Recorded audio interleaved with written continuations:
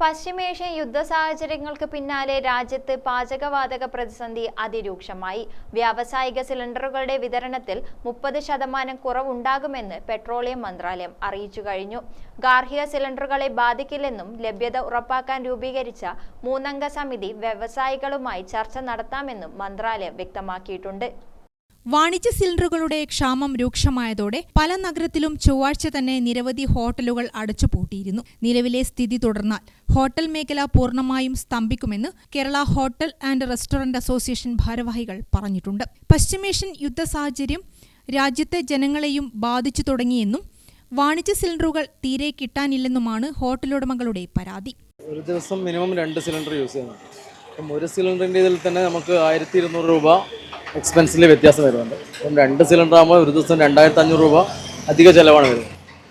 അത് minimum use ചെയ്യുന്നതാണ്. അപ്പം സാറ്റർഡേ സൺഡേകളാകുമ്പോൾ അതിൽ കൂടുതൽ വരും. അപ്പം നിലവിലുള്ള ഈ ഒരു ബിസിനസ് വെച്ചിട്ട് നമുക്ക് ഇത്രയും പൈസ കൊടുത്ത് ഗ്യാസ് ഇറക്കാനുള്ളൊരു സാഹചര്യമല്ല. അതാണ് പ്രശ്നം. നോമ്പാണ് ഒരു ഭാഗത്ത്, ബിസിനസ് പകുതിയേ ഉള്ളൂ. ആ സമയത്ത് എക്സ്പെൻസ് ഭയങ്കര ഹൈ ആണ്. അപ്പം അതിനെപ്പറ്റി ആലോചിച്ചിട്ട് എന്താണെന്ന് ഇനി നാളെ ഇപ്പം ഗ്യാസ് തരാൻ പറ്റുമോ എന്നുള്ള കാര്യത്തിൽ തന്നെ സംശയമാണെന്നാണ് ഏജൻസിക്കാർ പറയുന്നത്. നോക്കാം, നിങ്ങൾക്ക് നാളെയുള്ള ദിവസങ്ങൾ കിട്ടുമോ ഇല്ലയോ എന്നറിയില്ല. അപ്പം എത്ര പൈസയാലും ഷോപ്പ് തുറക്കണമെങ്കിൽ നമുക്ക് ഗ്യാസ് എടുത്തല്ലേ മതിയാവും.